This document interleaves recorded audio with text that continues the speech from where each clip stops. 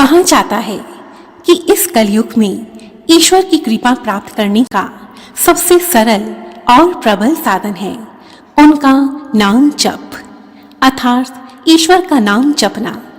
श्रीमद् भागवत के अनुसार सतयुग में ईश्वर के ध्यान द्वारा, त्रेता युग में यज्ञ अनुष्ठान के द्वारा, द्वापर युग में पूजा अर्चना से जो फल प्राप्त होता है वही फल इस कलयुग में कृष्ण नाम के जप से सहज ही प्राप्त हो जाता है। इसी विषय पर आज मैं आपको एक कहानी सुनाने जा रही हूँ। बात कुछ पुरानी है। किसी गांव में धन्नु नाम का एक चरवाहा रहता था। धन्नु के पास बहुत सारी बकरियां थी और वह बकरियों का दूध बेचकर ही अपने घर का गुजारा करता था। एक दिन बहुत से संत महात्मा उस गांव में आए और उन महात्माओं ने भगवान कृष्ण की पूजा करने का एक बहुत बड़ा यज्ञ अनुष्ठान करने का निश्चय किया। वे सभी महात्मा वृक्ष के पत्तों पर चंदन से कृष्ण कृष्ण लिखते थे और मुख से भी कृष्ण कृष्ण का नाम जपा करते थे। धन्नु हर रोज उसी जगह अपनी बकरियों को चराने के लिए जाता था। कुछ दिनों के पश्चात साधु महात्मा अपना यज्ञ समाप्त कर वहां से चले गए, परंतु वे पत्ते जिन पर कृष्ण कृष्ण लिखा हुआ था वे पत्ते वहीं जमीन पर गिरे रह गए। एक दिन धन्नु की बकरियों में से एक बकरी ने वह कृष्ण नाम का पत्ता चबा डाला।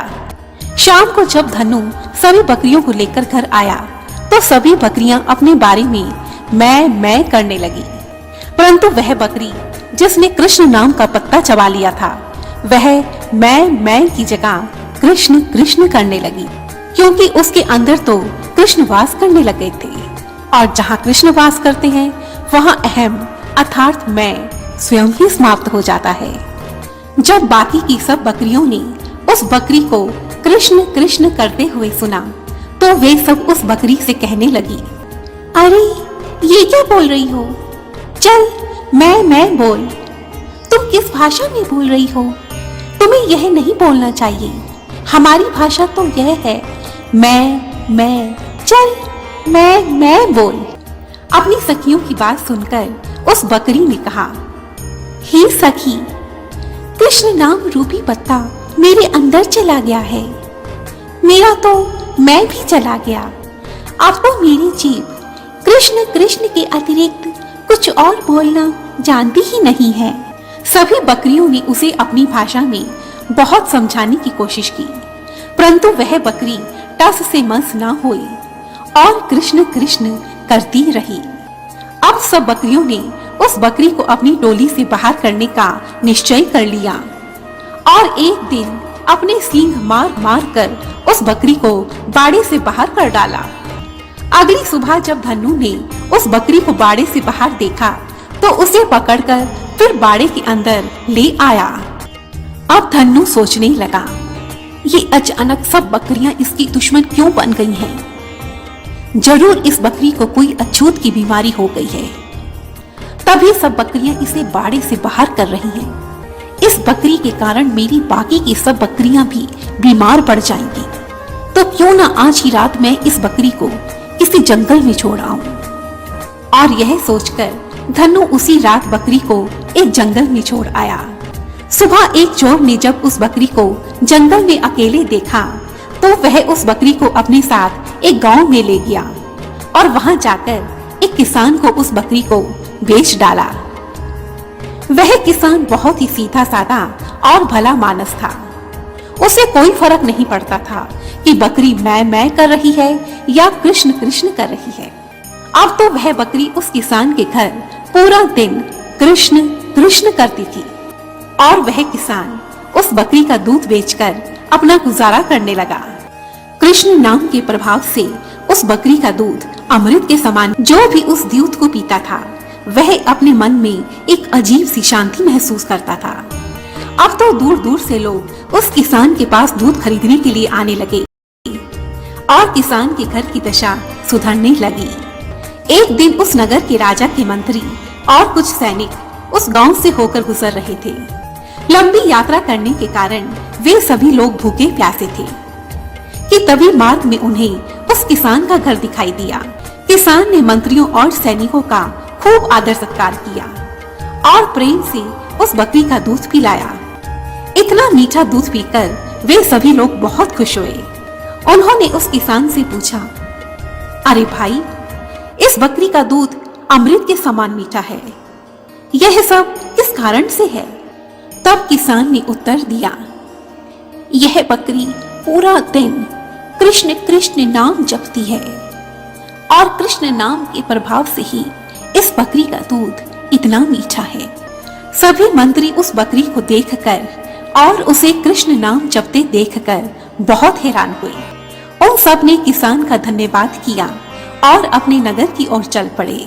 कुछ समय के पश्चात उस राज्य की राजमाता बहुत बीमार पड़ गई। दूर दूर से वैद्य बुलाए गए, परंतु वह राजमाता ठीक ना हुई। तब राजगुरु ने कहा, राजमाता का स्वस्थ होना बहुत मुश्किल है। अब तो राजमाता के पास बैठकर कोई कृष्ण कृष्ण का नाम जपता रहे। परंतु राजा के पास इतना समय नहीं था कि वह राजमाता के पास बैठकर कृष्ण भगवान का नाम जपते रहे। तभी उन मंत्रियों को उस किसान की याद आई जिसकी बकरी केवल कृष्ण कृष्ण नाम ही जपती थी। और मंत्रियों ने राजा को उस बकरी के विषय में बताया। पहले तो राजा को बिल्कुल विश्वास न हुआ, परंतु मंत्री जब राजा को अपने साथ उस किसान के घर ले गया और राजा ने बकरी को कृष्ण कृष्ण कहते हुए सुना तो वह आश्चर्यचकित हो गया। राजा ने किसान से कहा, अरे भाई, यह बकरी तुम मुझे दे दो। तब किसान ने हाथ जोड़कर राजा से विनती की, हे महाराज, इस बकरी के कारण ही मेरे घर का गुजारा हो रहा है। अगर यह बकरी मैं आपको दे दूंगा तो मेरे घर का गुजारा कैसे चलेगा? राजा ने कहा, किसान, तुम चिंता मत करो, मैं तुम्हें इतना धन दूंगा कि तुम्हारे घर की गरीबी दूर हो जाएगी। राजा की यह बात सुनकर किसान ने खुशी खुशी वह बकरी राजा को दे दी। अब तो वह बकरी राजमहल में आकर राजमाता के पास बैठकर निरंतर कृष्ण कृष्ण नाम जपने लगी। नित्य प्रति कृष्ण नाम कानों में पड़ने के कारण और बकरी का मीठा और अमृत के समान दूध पीने के कारण राजमाता की सेहत में धीरे धीरे सुधार होने लगा और कुछ समय के पश्चात राजमाता बिल्कुल स्वस्थ हो गई। अब तो वह बकरी उसी राजमहल में रहने लगी, बिल्कुल स्वस्थ, और उसकी संगत से राजमहल के सभी मंत्री और सैनिक कृष्ण कृष्ण नाम जपने लगे। और कुछ ही दिनों के पश्चात वह राजमहल और पूरा नगर कृष्ण कृष्ण की ध्वनि से गूंजने लगा। कृष्ण नाम के प्रभाव से उस राज्य की समृद्धि धीरे धीरे बढ़ने लगी और धीरे धीरे वह राज्य एक समृद्ध और शक्तिशाली राज्य बन गया। वहां की प्रजा हर प्रकार से सुखी और संपन्न थी। यह सब कृष्ण नाम का ही प्रभाव था। एक बकरी जो एक पशु थी, वह कृष्ण नाम के जप से सीधा राजमहल पहुंच गई। उसका अहम तो बिल्कुल ही समाप्त हो गया। तो सोचिए, यदि मनुष्य कृष्ण नाम का जप करेगा तो उसके लोक और परलोक दोनों ही सुधर जाएंगे। जय श्री कृष्णा। बोलो जय श्री कृष्णा। और यदि आपको यह वीडियो पसंद आई है तो प्लीज मुझे कमेंट सेक्शन में जरूर लिखें और मेरी ऐसे ही दूसरी वीडियोस को देखने के लिए रेड कलर के बटन को प्रेस कर मेरे इस चैनल को सब्सक्राइब करें और साथ ही बेल आइकन को भी जरूर दबाएं ताकि मेरी आने वाली सभी वीडियोस की नोटिफिकेशंस आपको टाइम पर मिलती रहे। धन्यवाद। जय माता दी।